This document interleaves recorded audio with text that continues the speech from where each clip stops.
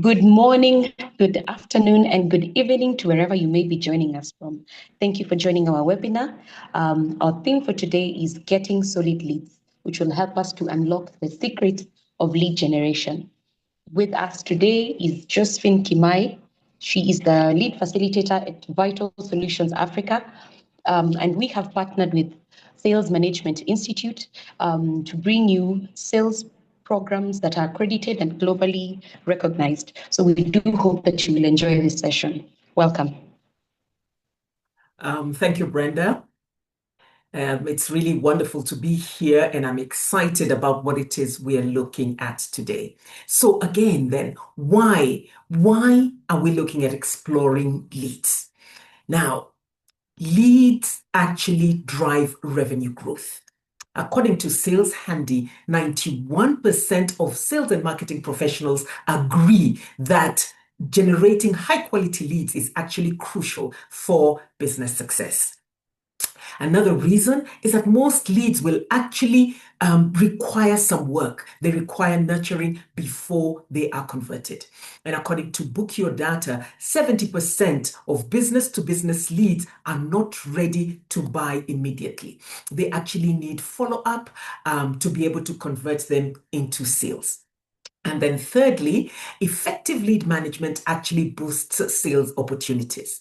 According to Data Axle from the United States, companies with robust lead nurturing and scoring see 33% increase in their upsell and cross-sell opportunities.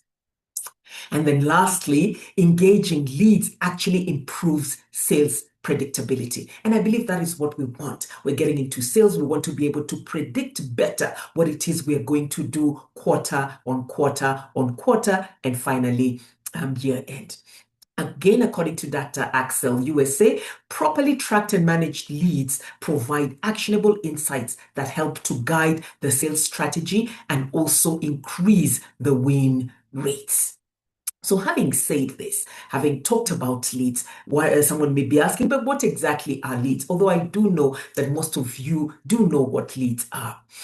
But in sales, leads are either persons or companies that have shown an interest in a product or a service that is then making them a potential customer.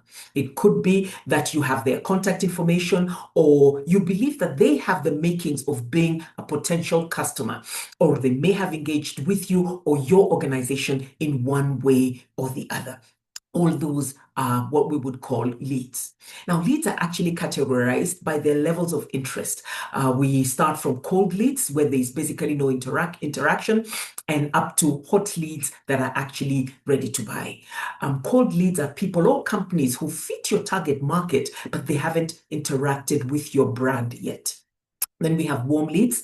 These are individuals or organizations that have shown some level of interest.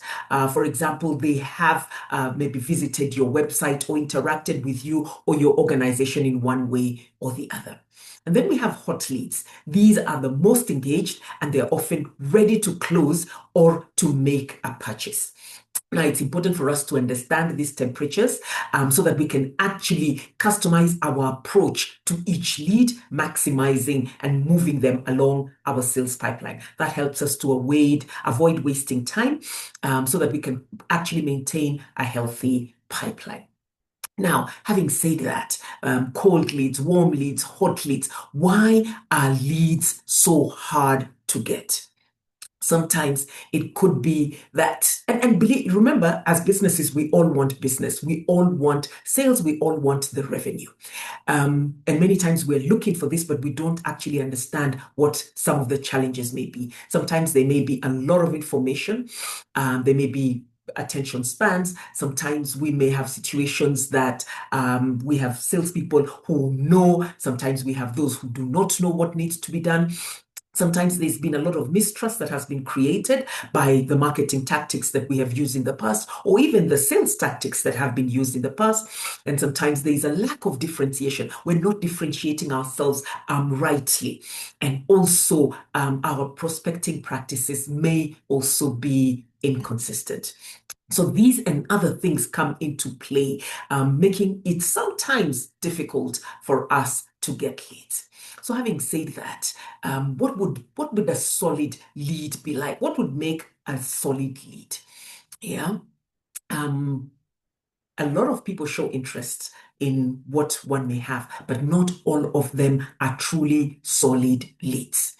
So a solid lead is a lead that has a real need or an interest in what it is you are doing. A solid lead also has the ability to pay, and it also has decision making, or also is able to influence the decision. You need to make sure that as you're talking about leads, that you are working with the person who is the decision maker or somebody who is an influencer to be able to qualify that lead or say that this is a solid lead. You also need to be working on the lead, and the lead also has to be open so that they can move and be processed along the sales pipeline to be qualified. So even as we look at all that, there are different types of leads. I'll just briefly look into them. And here we have what we start with as a cold lead. Cold leads are prospects that have very little or maybe have had no interaction at all with your business. It means that they may be or they may not be aware of who you are and what your company is and also what it is you offer. Then we have information qualified leads. These are leads that are really, the information that we have has truly been qualified. They are prospects that are interested. They may have sought information from us. They may have done research on us, or we have done research on them, and they're characterized by proactive research, targeted content consumption. We've put some information out there, and they've actually looked at that information, or we think that they are really qualified. The information that we have of them really shows that they are a lead that would be a good lead for the kind of product or service that it is that we have. Then we have marketing qualified leads. These are potential customers who have engaged with your efforts in marketing. They may have demonstrated a level of interest, which then indicates that they may be more receptive to more sales efforts. They may have contacted you through marketing information you've put out there, or through your website or something like that. Then we have what we call the sales ready leads. These are leads that have been pre-qualified and they have been scored by the marketing team for the sales team to be able to approach them. And this qualification that has been done, actually, it is actually done by jointly by both marketing and sales. And it is done on a criteria that has been agreed upon. So you look at what it is you're selling, and then you decide how are we going to qualify people who are ready to be sold to. And then you're now scoring them, and that then gives us a sales ready lead. Then we have a sales qualified lead, and a sales qualified lead is a potential customer who has progressed through the sales funnel and they've displayed a high level of engagement. These are also leads that meet specific criteria, and they're ready for direct sales efforts. They normally have a very clear understanding of what it is they want, and they also engage with heightened intent actions, which then signals to us that they are ready to buy. And by the way, if you have any questions, even as we're going along, please feel free to engage me. You can stop me, or you can also type in the chat. So having said that, the intention of working on leads is to then be able to make sure that we're taking the right actions with leads so that we're moving them from leads into opportunities that we can sell to and bring in the revenue. So then, what is the difference between a lead, a prospect, and an opportunity? Yeah, we start with leads, and the intent is to be able to transform leads into opportunities. Now, a lead is that initial contact phase. Remember we said that there are cold leads, there are warm leads, and then there are hot leads. So generally, this is an initial phase in the sales funnel. This is where we get the leads in different ways, by the way. You may do it through cold calls. It may be people who have come to your website. It may be an event that you had and you were able to collect a lot of data. At that point, you have the information, you have contact information, but not much else. these are leads that have not been qualified, and they may not even have expressed any interest in any product or services that you may have. This is the beginning of the buying journey. And at this point, it is more of a one-way communication. This is where we are now communicating with them, even as we seek to find out more about them and find out about their interaction with our products or our services. Now, at this point, not all leads will qualify. Some may qualify, some may not qualify. Leads require extensive involvement. We need to really work on our leads so that we can then convert them into then prospects and then move them along the sales pipeline. So then we have the prospect. After we've done some work, we've engaged with the leads, we then are able to identify the ones that are warm and then the ones that are hot, and they are the hot ones are now becoming prospects. This is where the leads have been qualified and there is potential interest in your product or your service. This is where you've really felt that they are a good fit to your offerings. This is where now we have two-way communication. We've interacted with them and they are interacting back. They have a good potential to buy, and then we continue to work on them, because here now the prospects now are qualified leads. We've worked on them and we've qualified them. And we require to nurture them. Even once we've qualified them, we now know that they're qualified leads. We need to nurture them so that we can convert them into opportunities. Now, in the opportunity stage, this arises when the prospect now expresses a clear interest in making a purchase, or at this point, they're asking you for a quote or they're asking you for a proposal. Yeah, these opportunities have now been moved further along the sales pipeline or the sales funnel. At this point, opportunities are more likely to convert into sales and therefore getting us the revenue that we're looking for. They're better qualified than up at the leads position. Now, opportunities are really down the sales funnel. They have a high potential to make a sales decision, and they require less time and effort to convert them into successful sales. So up to here, you see that we're going down the funnel, starting from leads, where we then start working on them. We start qualifying them. Once we've actually qualified the leads, they are now prospects. They have a higher potential. They need less time, although they still do need time and nurturing, so that they can then become opportunities. And where they are at the opportunity level, we are then most likely able to convert them into a sale. So having said that, how then do we go on to identify high quality, what we would call high quality leads? Yeah, because great leads are not just found. You have to be intentional. You have to be very intentional to actually get high quality leads.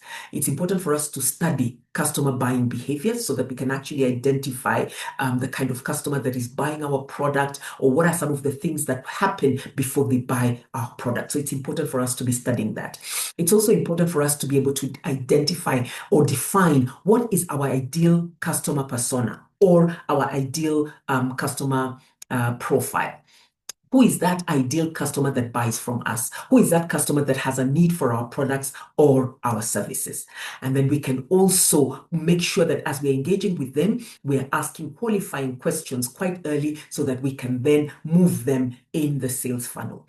And we can also track people who are engaging with us to be able to identify the ones who actually end up becoming prospects and then finally opportunities.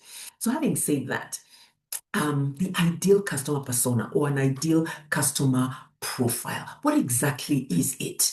Some of us work with it, some of us are working towards working with it, but basically it is a description of your perfect customer. Yeah, how do you identify your perfect customer? Because there is a science towards selling, and it's important for us to then be able to identify properly and strategically who is our ideal customer. And this is done through a process that involves compiling the characteristics of our customers and those who engage with our products. And there are different things that are looked at. There may be demographics, there may be behaviors, and even motivations. This then helps us as a business to identify who is the best fit for our products or our services, so that we can then make sure that we're focusing our marketing efforts accordingly. Instead of just marketing to everybody, we're able to focus our efforts. Yeah, and this could include customers who have problems that your organization can solve with its products or its solutions. Customers who are ready, willing, and able to purchase your products or your solutions to solve their existing problems. This would also include customers who value the products or solutions that your organization is offering. This could also be a customer whose company you could make a profit from. So you know that this organization, if I do interact with them and they do use my product, I would be able to make a profit from that interaction. And also a customer who would be willing to refer the solution you have, the service or the product, to other potential customers. So that basically is your ideal customer persona. So it's important that you actually identify that, because then it will help you even as you're looking at your leads, and also which leads do you nurture so that you can actually convert your leads. Now, for us to be able to nurture leads and make sure that they are converted, it's important that we deliberately do some work, because then we'll be able to identify and bridge the gap between people who are just interested for the sake of it and those who really would like to take action. So we need to make sure that we're engaging with our leads and we are following up on them. We are also sharing with them what would be of value to them, and we're building trust in our engagements. When we have an interaction that breaks trust, that can actually mess up the process of conversion. So it's very important that all our interactions are seeking to engage and build trust with our potential lead, so that we can then move them along the pipeline. So having said that, you may be asking or wondering, why is it that we do not get solid leads? Sometimes it's because we're looking and we have a lot of leads, but nothing is turning out. They're not solid. Sometimes it's because when we're not really clear who our target audience is. Sometimes we may not have a very clear message or a very clear value proposition that we're putting out there. And sometimes it may be that the strategy that we're using to generate our leads is not very clear. And these are things that do need a lot of work, deliberate work, so that we can actually get these leads that are also solid leads. I see that we have a question. Okay, all right. Okay, great. Wonderful. Not a question. Okay, so we can continue. As we are engaging, we need to be very careful and make sure that we are not making mistakes in the process. Yeah, we need to be very careful so we're not making mistakes. As we're looking at creating leads, make sure that you've identified what is your niche so that you target the niche. Then make sure that you're also looking at data, because we get a lot of data that comes our way in different ways. We should be looking at it. We should also be looking at the feedback that we are getting. Yeah. We need to make sure that we are just precise in the way that we are creating or generating our leads. It's not about being busy, but it is making sure that we're focusing on what matters. I'd like us to look at a case study to just help us just go along this process to see how it has worked for some. Yeah. And this is a situation where a client was looking to just generate quality leads. The challenge they had is that, and this is a software firm, the challenge they had is that their sales team, they were creating a lot of leads. They were generating a lot of leads through advertisements and events, but their sales team was complaining that most of the leads were not converting into paying customers. They were spending a lot of time following these leads that they were getting, but then the customers were not paying. Or rather, they were not being able to convert them into paying customers. So they were spending too much time just following up on cases, and there were never sales coming up. This led to people being very disappointed, low productivity, and low morale. So these are some of the actions that they took. And the first action that they took was really just defining their ideal customer profile. The sales and marketing team sat together and they agreed what does their ideal customer look like? Yeah, what kind of organization size are they looking at? What industries would be ideal? What roles would they be looking at? What kind of problems should these organizations have so that then they could approach them to sell to them or approach them as a potential strong lead. And we'll go down the points before we look at the last point. Then the second point the second action they actually looked at was how to implement lead scoring, because they had many leads, but how do they score them so that they can determine which leads are hot leads so that they can really focus on these leads. So they looked at a scoring system that they used to then qualify their leads, and they looked at the different demographics, they looked at the different engagement levels, they looked at different buying signals, they looked at certain things that they then used to qualify so that they could then say these leads are hot, these ones are warm, these ones are cold, these ones really are not for our kind of business. So they implemented that scoring system. And the third action that they took was they aligned the marketing and sales efforts. Yeah, they actually sat together to review the leads and the quality of the leads that they were now identifying after they were very clear on their ideal customer profile or persona, and also the scores that the leads were getting. So they sat together, did a review, and as a result were able to adjust their marketing and their sales campaigns. Then the next step that they did was to look at how do they nurture the different leads. Once they had scored them, they then were able to identify those that were almost ready to buy. They were able to identify the ones that would take a little bit more time, and likewise. And they then were able to spend more time on the leads that they were able to quickly convert, and also not ignoring the others that needed a little bit more time. They also made sure that they shared with them valuable content to enable them move even further along the pipeline, moving into prospects and further into opportunities. They also leveraged on their analytical tool, the tools that they had that were able to then analyze information and data for them, and were able to track the source of the highest converting leads. So, and then they then used that to help them work on the leads so that they could get easy conversions into sales. And imagine the outcomes of that exercise was that they had a 30% increase in marketing qualified leads within 6 months. They had a 20% higher conversion rate from leads into opportunities. Their sales reps were able to save time. Can you imagine? 15 hours per week per sales rep by focusing on leads that were actually now qualified. And they were able to increase their revenue from their new customers by 25% year on year, because they now had better quality leads. And you can see there that that is interesting. Yeah. Any questions so far? Or any thoughts? Okay, and if you have anything as we're going, you could still share the same in the chat. Now, as we're looking at generating leads, it's important that we also really work with the CRM tools that we have, the softwares that we have. We need to engage email marketing where we can.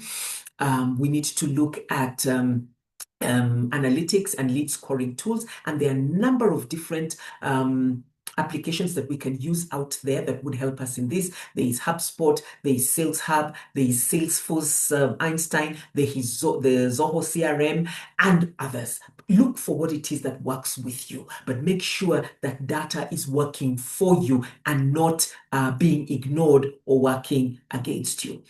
Processes are great, but we should make sure that they're actually working for us, that we're using them to help us to track and also refine. And as you're doing this and as you're looking at generating leads, quality leads, there are a number of things that we can do. There are some quick wins that we should not ignore. We can start by looking at, have we defined our ideal customer persona or our ideal customer profile? If we haven't, let's define it. If we have, let's review it and also refine it. We could also look at our own LinkedIn profile, the organization's LinkedIn profile, your own web profile, or your website, and also your call to action on the website. Make sure that you have that so that you can actually track the people who are visiting you and the people who are interested, so that you are then able to use them as leads that you can then further process along the sales funnel. Then make sure that people who've engaged with you in the past, take time and re-engage with them, positioning the value that you're bringing, positioning yourself in a better way. So these are things that you can actually start doing today. Now, you may not necessarily need to do a total overhaul, but you can start small and make a big difference. And we have what would actually help you to make the most and the best of your lead generation. And in partnership with the Sales Management Institute, we offer the Certified Lead Generation Specialist course, which then helps you just be able to practically work on creating great leads. This gives you strategies that help you to get leads. It also includes identifying potential customers, being able to then nurture them and move them down the sales pipeline, making conversion easy for you. So we have this course, and along with this course, we have other courses in the area of sales. We have the Sales Foundation course. We also have the Certified Lead Generation. We have the Sales Profession and a Certified Sales Management Professional. All these are courses that we offer in conjunction with the Sales Management Institute, who we partner with, and we are an authorized partner, approved business partner in this region. So in case you're interested in these or any other courses in the area of sales, and by the way, we do offer these as certifications for individuals, but we also offer these for groups. Where you would say, well, maybe the certification is not what you're interested, but you are in a corporate and you would be willing to have maybe your people trained through this content. Then we would then look at what your needs are, and we can then customize a session to address the needs, the exact needs that you have.